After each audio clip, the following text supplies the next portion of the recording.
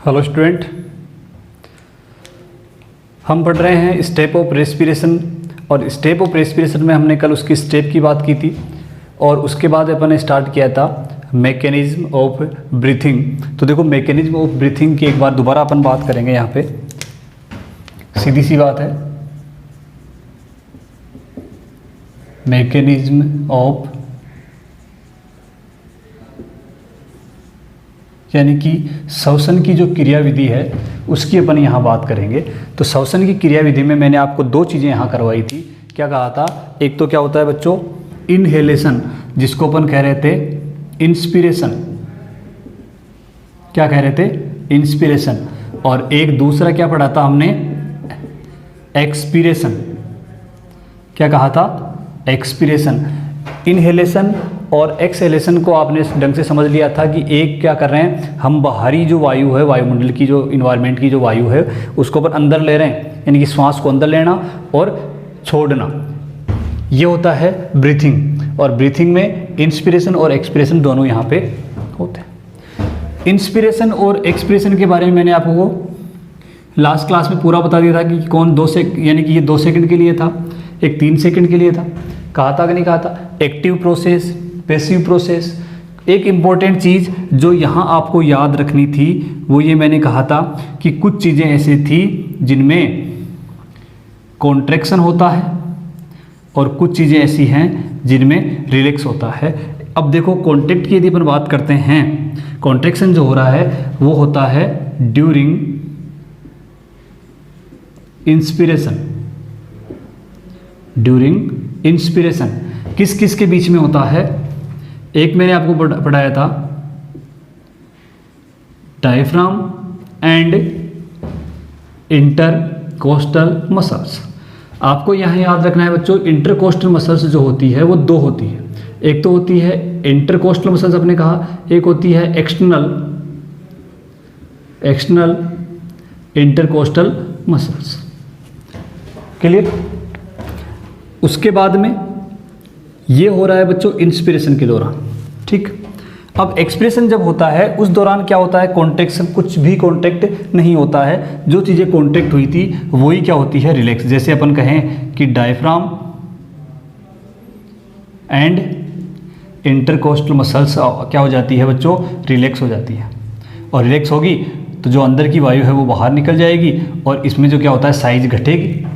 यही तो कहा था ना हमने कि जब अंदर का जो वॉल्यूम है, आयतन है, वो फैलेगा या बढ़ेगा, अंदर का जो आयतन बढ़ेगा वो कब बढ़ता है? डायफ्राम में कॉन्ट्रैक्शन हो रहा है, अपनी चेस्ट की साइज बढ़ रही है तो बाहर की वायु अंदर आएगी।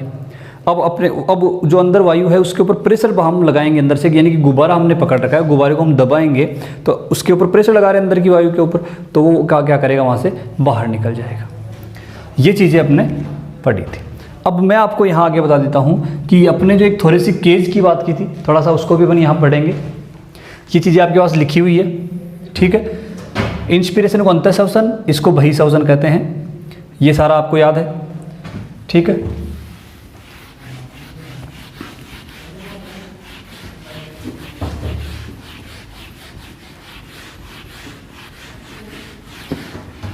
अब अपन आगे यहाँ पढ़ते हैं कि जो थोरेसिक केज है वो क्या होता है। तो आप थोड़ा सा अपने दिमाग में जोर डाल के ये देखो कि जो मैंने आपको कहा था कि थोरेसिक केज जो है वो होता क्या है, किस किस का बना हुआ होता है, और उसमें एंटीरियर, पोस्टीरियर, लेटरली या डोर्सल वेंट्रल जो है वो कौन कौन होता है, ये सारी बातें मैंने आपको नोट करवा रखी है। तो एक बार अपन यहाँ उस डायग्राम को दोबारा देखेंगे। तो देखो, सबसे पहले मैंने कहा था कि डोर्सल साइड होती है, उस डोर्सल साइड में क्या होती है बच्चों? स्टर्नम होती है। क्या होती है? स्टर्नम होती है यहाँ पे, ठीक है। ये हो जाएगी स्टर्नम। ये तो हो गई वेंट्रल साइड में। यहाँ डोर्सल की यदि अपन बात करते हैं पीछे पीठ की ओर, तो ये हो जाएगा वर्टिब्रल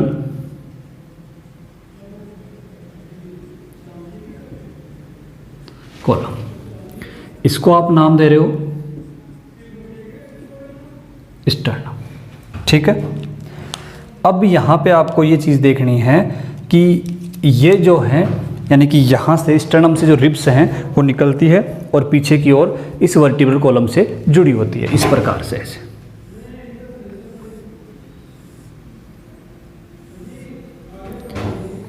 ये आपको याद रखना है। समझ में आ रहा है? ऐसे एक ढांचा बन गया, देखो दिख रहा है। दूसरी चीज, यहां नीचे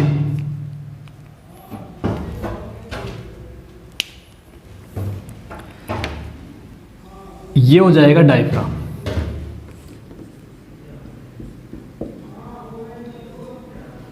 ठीक है, ये क्या हो गया? डायफ्राम हो गया। अपन इसको ऐसे कर सकते हैं, ऐसे। ये अपना एक पूरा पिंजरा बन गया, डायफ्राम हो गया। अब डायफ्राम कॉन्टेक्ट होता है, यानी कि ऊपर कॉन्टेक्ट होगा, ऊपर की ओर उठेगा तो ये क्या करेगा? इसको बाहर की ओर खींचेगा, बाहर की ओर खींचेगा तो साइज बढ़ेगी। दूसरा मैंने आपको यहाँ कहा था कि इसके अंदर कुछ मसल्स होती है, ये देखो इसके अंदर, और इस मसल्स को आपने नाम दिया था इंटरकोस्टल मसल्स। अब यहाँ पे आप देखना कि ये जो इंटरकोस्टल मसल्स है, यहाँ ये तो हो गई अंदर की ओर, और इसके बाहर की ओर होती है, इसके बाहर इंटरकोस्टल मसल्स के बाहर, उसको बोलते हैं एक्सटर्नल इंटरकोस्टल मसल्स। अब ये एक्सटर्नल और इंटर को अपन कैसे पहचानेंगे कि हमारे पास में जो फेफड़े हैं हमारे, यानी कि अपन कह रहे हैं कि जो हमारे फेफड़े हैं, या अपन फेफड़े को गुब्बारे से रिलेटेड करते हैं कि गुब्बारे के अंदर की जो सतह है, उस सतह पे जो मसल्स है उसको अपन कहेंगे इंटरकोस्टल मसल, और उसके बाहरी जो सरफेस पे जो मसल्स है उसको अपन क्या कहेंगे? External intercostal muscles. ये चीज़ समझ में आई क्या? ठीक है, नोट कर लो आप इसको। ये जो डायग्राम हमने बनाया है, कल वाला डायग्राम भी ऐसा ही था, यही चीज़ें वो बता रहा था, लेकिन इससे थोड़ा सा अलग था। ठीक है, इसमें कुछ नई चीज़ें अपन ने ऐड की है। ये डायग्राम आप बना लो, फटाफट रोक के बनाओ इसको। और ये जो ब्लू कलर से दिख रही है आपको, इनको आप क्या नाम दे रहे हो? रिब्स। ठीक है, फटाफट नोट करो इसको।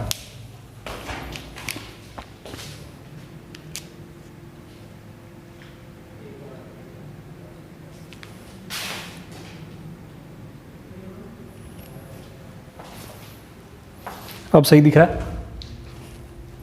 ये हो गई मैकेनिज्म। ठीक है बच्चों, नोट कर लिया। इसके बाद में अपन जो पॉइंट पढ़ेंगे, देखो मैकेनिज्म ऑफ ब्रीथिंग जो है, इसके अंदर आपको जो चीज़ें आपको ढंग से याद रखनी है वो ये दो ही चीज़ें हैं, इंस्पिरेशन और एक्सपिरेशन। इसको बोलते हैं इनहेलेशन और एक्सहेलेशन। इंस्पिरेशन और एक्सपिरेशन, ये ब्रीथिंग को कन्वर्ट यानी कि क्या कर रही है? जोड़ रही है, या ब्रीथिंग से रिलेटेड है, यानी कि पूरे को ब्रीथिंग को एक्सप्लेन कौन करेगा? इंस्पिरेशन और एक्सप्रेशन। और ये केज बन गया। इसमें देखो ये वेंट्रल साइड में है, ये डोर्सल साइड में है, ये जो रिब्स है वो लेटरल साइड में है, वर्टिब्रल कॉलम डोर्सल हो गया, और ये वेंट्रल साइड में हो गया स्टर्नम। ठीक है, ये सारी बातें अपनी हो गई थी।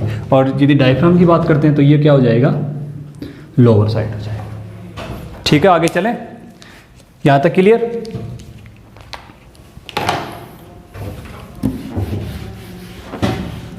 अब अपन बात करते हैं कि किस प्रकार से जो गैस होती है उनका एक्सचेंज होता है। यानी कि यहाँ पे आपको याद रखना है, या आपको वो चीज़ यहाँ पे काम आएगी जो आपने स्टेप ऑफ रेस्पिरेशन के दौरान पढ़ी थी। स्टेप ऑफ रेस्पिरेशन के अंदर आपने जो स्टेप पढ़ी थी, वो सारी स्टेप यहाँ काम आएगी। कौन सा कहाँ पर होता है? यदि वो आपका यानी कि इससे पहले वाली जो क्लास आपने ले रखी है, तब तो ये चीज़ समझ में आ जाएगी। फिर भी यदि नहीं पढ़ रखी है तो एक बार उस क्लास को आप देख लें। और यदि अभी आप इस क्लास को देख रहे हैं तो मैं कोशिश करूँगा कि उस क्लास के बिना आपको ये चीज़ मैं समझा सकूँ, लेकिन फिर भी आपको मिस नहीं करना है, उस क्लास को आपको देखना है। यानी कि अपने इस चैप्टर की 5वीं क्लास है आज ये, और ये 5वीं क्लास जो है, यानी कि इससे पीछे की जो 4 क्लासें हैं वो चारों क्लासें आपको पूरी देखनी है, उसके बाद में ही ये क्लास समझ में आएगी। ठीक है, फिर भी मैं कोशिश करूँगा कि यदि किसी स्टूडेंट ने नहीं देखी है तो ये इस पॉइंट इसके समझ में आ जाए। चलो स्टार्ट करते हैं। एक्सचेंज ऑफ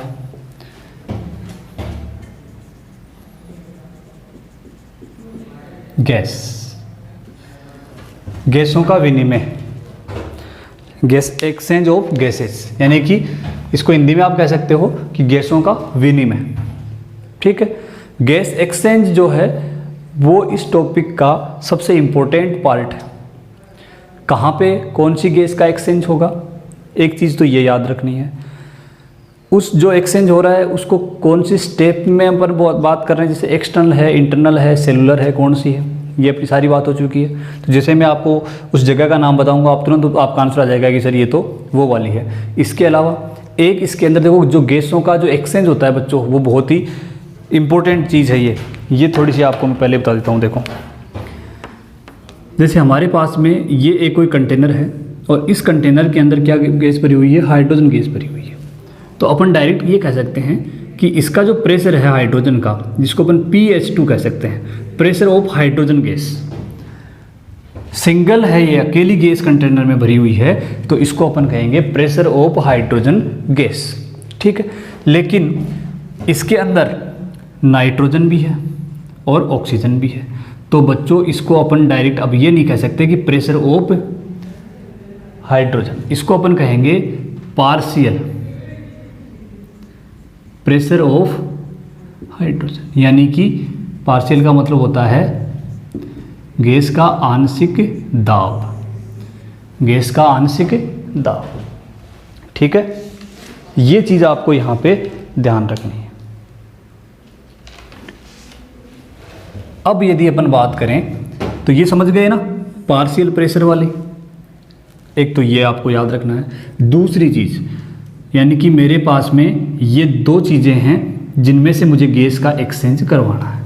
ठीक, मैं बात करता हूँ ऑक्सीजन की, मुझे जो है वो ऑक्सीजन यहाँ से यहाँ लानी है, तो सीधी सी बात है पार्शियल प्रेशर में यहाँ लिख देता हूँ डायरेक्ट ऐसे PO2 और PO2। मैंने आपको कहा था कि एक्सचेंज जो होता है वो कब होता है, जब एक का प्रेशर ज़्यादा हो और एक का प्रेशर कम हो। ठीक है, यानी कि एक का प्रेशर ज़्यादा हो और एक का प्रेशर कम हो। तो यदि मैं कहूँ कि यहाँ पे जो ऑक्सीजन है उसकी वो जो वॉल्यूम है या जो उसका प्रेशर है वो कितना है, 104 mm ऑफ Hg, ये मैंने एक एग्जाम्पल के लिए लिया। तो इसका जो प्रेशर है वो है बच्चों 40 mm ऑफ Hg। तो यहाँ आपको दिख रहा है कि जो प्रेशर है पार्शियल प्रेशर आंशिक दाब जो है इसका 104 है और इसका 40। तो सीधी सी बात है गैस किधर से किधर जाएगी, 104 से 40 की तरफ जाएगी। ठीक, यदि इधर 104 होता और इधर 40 होता तो गैस किधर चली जाएगी, इधर चली जाएगी। तो ये A और B। अब आपसे पूछा जाए कि गैस का जो आंशिक दाब है उसके अकॉर्डिंग गैस किस तरफ जाएगी, तो यहाँ पे आपको देखना है कि जो पार्शियल प्रेशर है उस पार्शियल प्रेशर से इधर जाएगी। ठीक, high pressure to low pressure. Clear, इस चीज़ को आप शॉर्ट में नोट करना चाहो तो थोड़ा सा लिख लो कि पार्शियल प्रेशर कैसे अपन देखेंगे। ये वाली जो चीज़ है ना ये बहुत ही इंपॉर्टेंट है और इसी से अपन आगे पूरा एक्सचेंज पढ़ेंगे।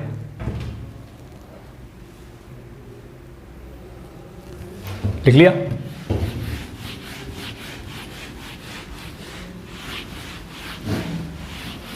देखो अब अपन बात करेंगे ब्रीथिंग से, यानी कि ये यहाँ से ब्रीथिंग स्टार्ट हुई। एक बार इसको ढंग से समझ लेना आप, ये हो गए लंग्स। ठीक है, अब यहाँ पे आपको देखना है कि इस लंग्स में बाहर से ये क्या हुआ है, यहाँ पे ब्रीथिंग श्वसन हुआ है। श्वसन होने के बाद में आपको ये पता चल रहा है कि इंस्पिरेशन हुआ है, सीधी सी बात है। तो ऑक्सीजन यहाँ पे आई है, ऑक्सीजन यहाँ पर आई है तो ये देखो कि ये मान लो ये क्या हो गया अपना हर्ट हो गया, ठीक है। इस हर्ट के अंदर ये हर्ट ही क्या कर रहा है, पूरी ऑक्सीजन को फैला दे रहा है। तो यहाँ पे जो ब्लड वेसल्स हैं वो क्या करेगी, ऑक्सीजन को लेके यहाँ पे आएगी हर्ट में। हर्ट क्या करेगा, उसको पूरी बॉडी में भेज देगा। क्या कर देगा, पूरी बॉडी में भेज देगा। तो यहाँ पे ऑक्सीजन है तो इसको अपन कहेंगे ऑक्सीजनेटेड ब्लड। ये भी ऑक्सीजनेटेड ब्लड हो गया। जैसे रेड कलर से जो मैंने बनाया है वो क्या है, ऑक्सीजनेटेड ब्लड है। ऑक्सीकृत रक्त बोलते हैं, यानी कि वो ब्लड जिसमें ऑक्सीजन की मात्रा ज़्यादा है। यहाँ पे अपन कहें कि ये एक कोशिका है, ठीक। ये एक, इसको अपन कह देंगे, क्योंकि जो सेल होती है उस सेल में जो ऑक्सीजन होती है वो ऑक्सीकरण कर लेती है, यानी कि क्या कर लेती है, ऑक्सीकरण कर लेती है। ऑक्सीडेशन जो हो जाता है भोजन का, तो ऑक्सीडेशन होने के बाद में ऑक्सीजन तो काम आ जाएगी, वहाँ पे CO2 होगी, तो ये हो जाएगी डीऑक्सीजनेटेड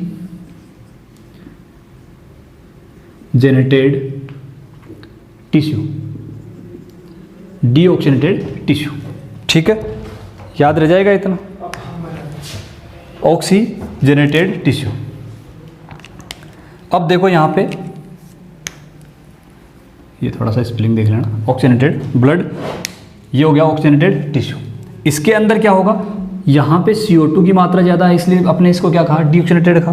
तो सीधी सी बात है कि यहाँ से ब्लड ये इसमें आएगा, ठीक है। यहाँ से इसमें आएगा तो ये लो,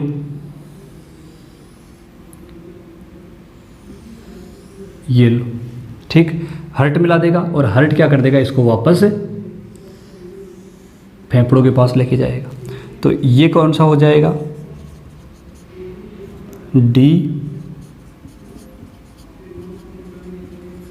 डीऑक्सीजनेटेड ब्लड।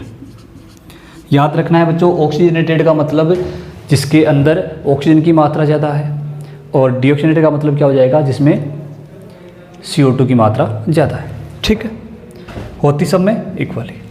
ये यहाँ पे ये जो डायग्राम आपको दिख रहा है वो समझ में आ रहा है। अब मैंने आपको ये डायग्राम बहुत पहले ही पढ़ा दिया था।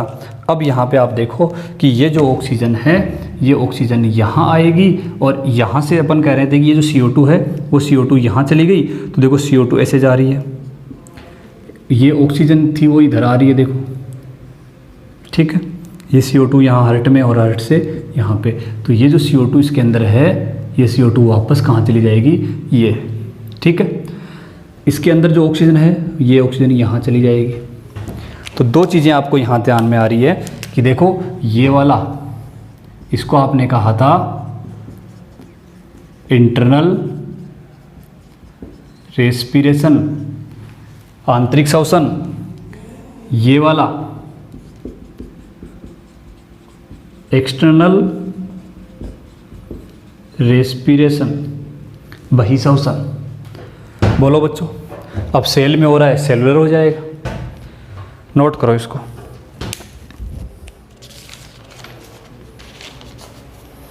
समझ में आई ना ये चीज़, और ये चीज़ मैंने आपको पहले ही बता दी थी, इसलिए इसमें इतना डाउट चीज़ थी नहीं। इसको फटाफट नोट करो।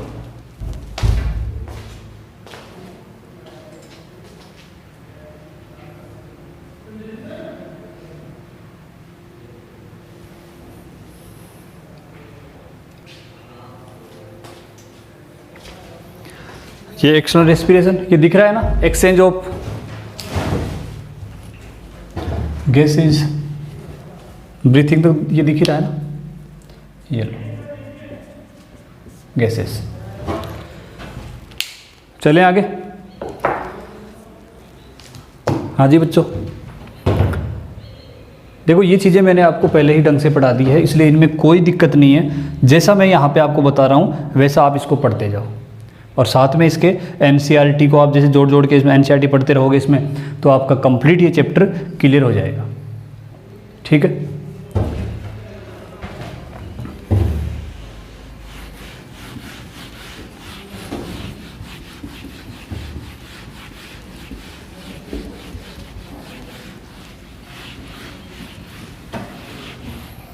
चलो बच्चों, अब पार्शियल इसकी जो प्रेशर है उसकी अपन बात करेंगे। तो सबसे पहले मैं यहाँ बता देता हूँ आपको कि ये क्या है, फेफड़ों के अंदर जो मैंने आपको पढ़ाई थी पहले, गुब्बारे नुमा स्ट्रक्चर, जिसको आपने कहा था एल्वियोलाई, वायु कुपिका। क्या कहा था? वायु कुपिका। ये चीज़ समझ में आई? ठीक है, ये हो जाएगा हार्ट। अभी जो अपन ने डायग्राम बनाया था उसी की अपन बात करेंगे। यहाँ पे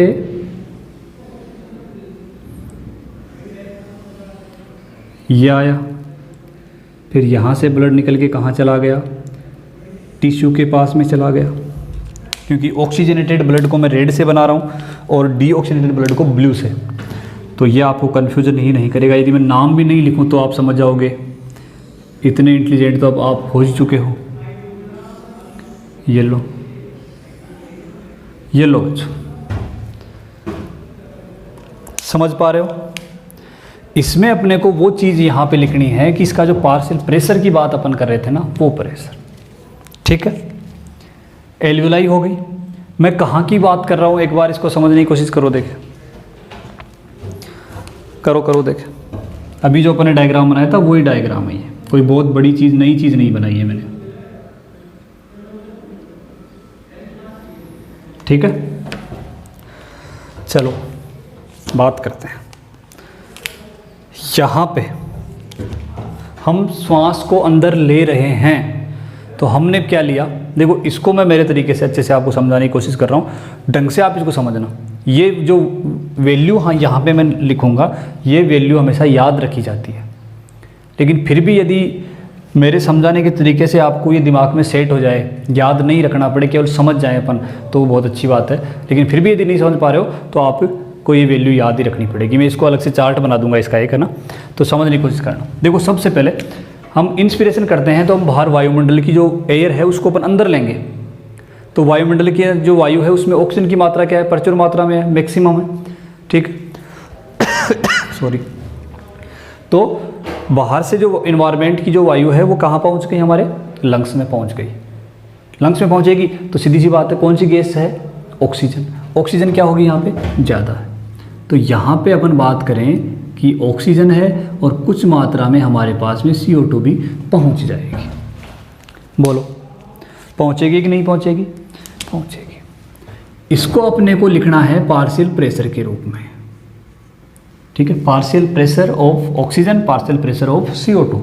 तो यहाँ पे ज़्यादा गई है तो 104 इसकी वैल्यू होती है, और बच्चों इसकी होती है केवल 40। ये चीज़ समझ में आई? अब देखो, सीधी सी बात यह है कि इसको मैंने कहा है, ये जो आपको दिख रहा है, ये रेड कलर से ये जो ब्लड वेसल्स दिख रही है, इसको अपन ने कहा है ऑक्सीजनेटेड। पहले वाले डायग्राम में ऑक्सीजनेटेड ही लिखा था ना मैंने। यदि डीऑक्सी लिखा हुआ है तो उसको आप काट के ऑक्सीजनेटेड कर लेना, क्या पता हो सकता है। Oxygenated blood. तो यहाँ पे अपन बात करते हैं PO2 और PCO2। तो PO2 देखो 104 है, यहाँ पे कितनी आएगी वो अपन यहाँ से एक सर्कल बनाते हुए लेके आएंगे। तो सीधी सी बात है, यहाँ ज़्यादा होती है, ये देखो 40 है, यहाँ कम है।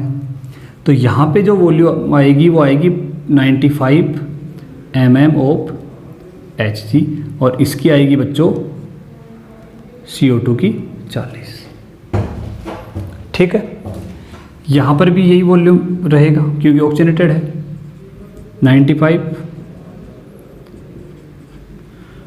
ठीक है, यहाँ पे देखना ऑक्सीजन की मात्रा तो हो जाएगी कम, तो यहाँ हो जाएगी 40, और CO2 की मात्रा बढ़ जाएगी तो हो जाएगी 45। देखो यहाँ पे ट्रांसफ़र कैसे हुआ, मैंने अभी समझाया था एक एग्जांपल लेके कि ज़्यादा से कम की ओर आ रहा है। तो यहाँ ऑक्सीजन 104 है तो ये ऑक्सीजन यहाँ पे आ गई। ठीक है, यहाँ ऑक्सीजन 95 है, यहाँ ऑक्सीजन कितनी है? 45। ठीक है, तो ऑक्सीजन यहाँ से क्या करेगी? ऑक्सीजन यहाँ से निकल के यहाँ चली जाएगी ऐसे। CO2 की बात करते हैं, CO2 यहाँ 40 है, यहाँ 45 है, तो अधिक से कम की ओर जाएगी, तो ये CO2 निकल के यहाँ आ जाएगी। तो जैसे CO2 इस ब्लड में मिली तो ये कैसा ब्लड हो गया? Deoxygenated blood. बोलो, हो गया कि नहीं हो गया। अब डीऑक्सीजनेटेड ब्लड की यदि अपन बात करते हैं तो CO2 की जो मात्रा है वो कितनी हो जाएगी यहाँ पे, CO2 कितनी है यहाँ पे, इसमें 40 थी, अब यहाँ 95 से 40 निकल के आई तो ये यहाँ पे आएगी और आते ही क्या हो जाएगा इसका, ये काम में आ जाएगी। ठीक है, बोलो याद रह जाएगा क्या। CO2 40 है तो यहाँ पे ऑक्सीजन जो 95 थी, यहाँ पे ऑक्सीजन कितनी है 40 है, तो ऑक्सीजन यहाँ इसके अंदर आ गई, काम हो गया। इसमें ऑक्सीजन तो इसका में ऑक्सीजन जाने का तो कोई काम ही नहीं है, क्योंकि जितनी ऑक्सीजन थी वो इसने निकाली, लेकिन पूरी नहीं निकाल पाता है, कुछ ऑक्सीजन यहाँ बचती है। तो इसके अंदर अपन कहें कि PO2 तो आएगी बच्चों 40 और PCO2 यहाँ 40 थी, यहाँ 45 है, तो यहाँ 45 से यहाँ पे आ गई, तो यहाँ तो कितनी हो गई, कम हो गई, यहाँ ज़्यादा हो गई, तो यहाँ 40 से कितनी हो जाएगी बढ़ के 45 हो जाएगी। ठीक है, अब यहाँ पे देखो कि एक्सचेंज होने वाला काम, यहाँ ऑक्सीजन 40 है, ये लो 40 और 104 में, तो सीधी सी बात है कि यहाँ से ऑक्सीजन निकल के आएगी 40 के पास में आएगी। यहाँ CO2 40 है, यहाँ PCO2 कितना है 45 है, तो CO2 निकल के यहाँ से कहाँ चली जाएगी, ये लो उसके पास चली जाएगी। बताओ समझ में आया, नहीं आया है तो एक बार दोबारा से देखना। ये जो वैल्यू मैंने आपको बताई है वो वैल्यू आपको याद रखनी है। पहली बात तो ये हम इसको समझने की कोशिश कर रहे हैं कि हम जब सांस लेते हैं, इंस्पिरेशन करते हैं, तो हमारे लंग्स में एयर भरती है, तो बाहर इन्वायरमेंट से जो एयर भरेगी उसमें ऑक्सीजन की मात्रा ज़्यादा है, कितनी है 104 है, CO2 की मात्रा कम है, कितनी है 40 है। अब हमारा जो बॉडी से जो ब्लड निकल के हार्ट से जो ब्लड लंग्स में जा रहा है, उस लंग्स में कितनी रहती है, ऑक्सीजन 40 और CO2 45। तो ऐसी कंडीशन में तो यहाँ पे गैस एक्सचेंज होगा, और गैस एक्सचेंज यानी कि इंटरनल रेस्पिरेशन हो रहा है, तो इंटरनल रेस्पिरेशन हो रहा है, तो यहाँ पे आप देखो कि 104 से 40 की ओर आ रहा है और 45 से 40 की ओर CO2 निकल रही है, यानी कि CO2 लंग्स में जा रही है और ऑक्सीजन ब्लड वेसल्स में जा रही है। तो यहाँ कितनी आ जाएगी 95 आ जाएगी, और ये जो CO2 है वो यहाँ से यानी कि इसने बाहर निकाल दी, तो ये 45, ये क्या बच जाएगा 40 हो जाएगी। ठीक है ना। उसके बाद में यहाँ आएगा, तो यहाँ हमारी ऑक्सीजन जो सेल्स होती है वो सेल्स लगातार ऑक्सीडेशन करती रहती है, तो ऑक्सीडेशन करेगी तो वहाँ पे ऑक्सीजन की खपत होगी, सीधी सी बात ऑक्सीजन की खपत होगी, तो ये वहाँ पे जो 95 ऑक्सीजन आई थी वो केवल 40 ही बच जाएगी, और CO2 की मात्रा जो 40 आई थी वो बढ़ के 45 हो जाएगी, क्योंकि ऑक्सीडेशन होने पे आपको पता है CO2 की मात्रा निकलती है, ऑक्सीजन की मात्रा, ऑक्सीजन जो होता है वो यूज होती है। तो यहाँ पे आप देख लो 95 से 40 और 40 से ये 45 है, तो ये आदान प्रदान हो जाएगा, अधिक वाला कम को दे देगा और कम वाला ज़्यादा से ले लेगा।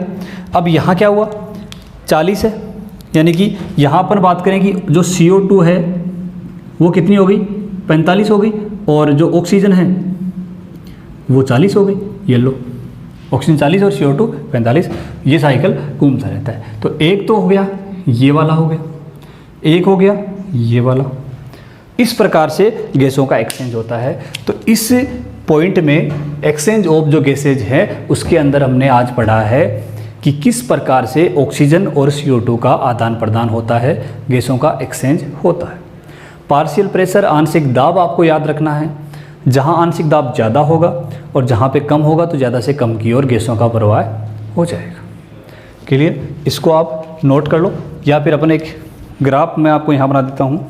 एक चीज़ तो आप ये नोट कर लेना कि कुछ पॉइंट यहाँ मैं लिख देता हूँ। ये बना रहे हो क्या आप, बना।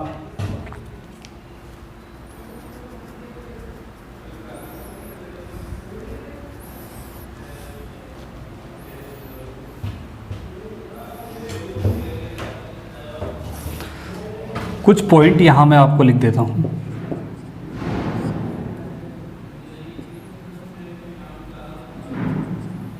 नंबर एक तो कोई भी जो गैस है ना उसकी जो वैल्यू है वो 0 नहीं होगी।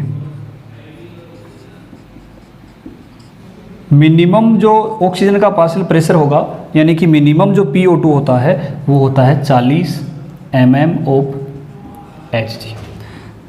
नंबर थर्ड, मैक्सिमम CO2 का पार्शियल प्रेशर अधिकतम कितना होता है, वो होता है बच्चों 45 mm ऑफ Hg।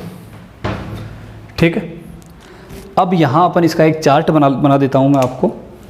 देखो कहाँ कहाँ हमने पढ़ा है। सबसे पहले एल्वियोलाई,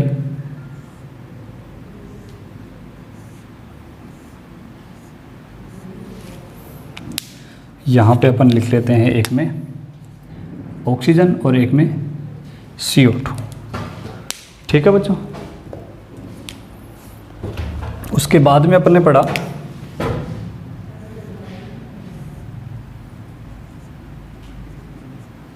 डीऑक्सीजनेटेड ब्लड,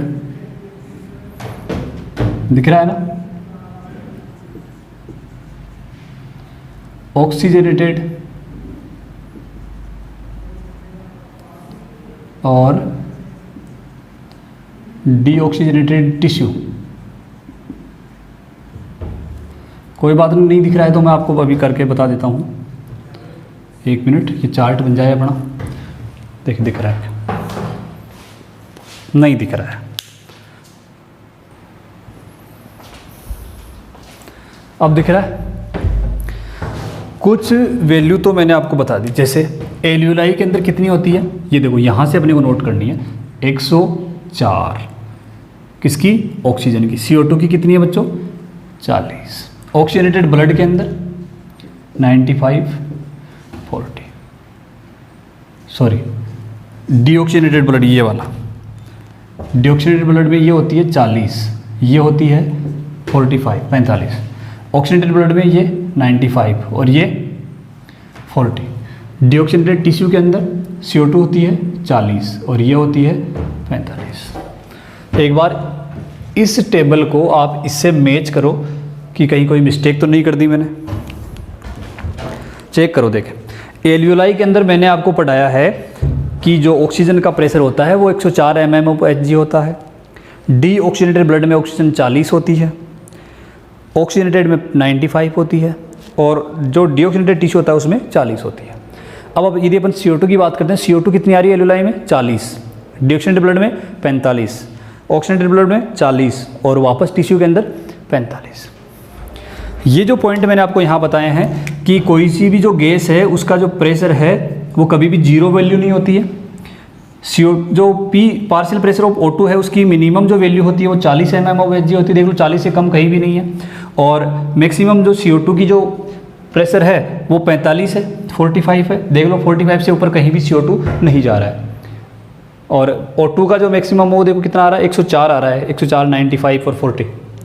क्लियर। ये अपना गैस एक्सचेंज हो गया है कंप्लीट। जो चीज़ें मैंने आपको इसमें आज पढ़ाई है उसको आप ढंग से कवर करोगे। NCERT में भी ये डायग्राम दिया हुआ है, ये टेबल दी हुई है, तो ये पूरा यहाँ से कवर करने के बाद इसके नोट्स पूरे बन जब आप तैयार कर लेते हो। देखो ये जो नोट्स मैंने इसमें थ्योरी कुछ भी नहीं लिखी है, तो थ्योरी जो भी स्टूडेंट है वो अपने अकॉर्डिंग लिख सकता है कि सबसे पहले एल्यूलाई में अपन इंस्पिरेशन करते हैं तो एल्यूलाई के अंदर क्या भरेगी, एयर भरेगी। तो एयर के अंदर इतना प्रेशर होता है, ऑक्सीजन का इतना होता है, CO2 का इतना होता है, जो डीऑक्सीजनेटेड ब्लड होता है उसमें इतना होता है, इसमें इतना होता है। यानी कि ये जो चीज़ें देखो, ये जो लाइनें दिख रही है ये लाइनें इसकी है, ये इनकी इसकी नहीं है। यहाँ से इसमें जाएगा और इसमें आएगा। क्लियर, कंप्लीट है, ठीक है, धन्यवाद।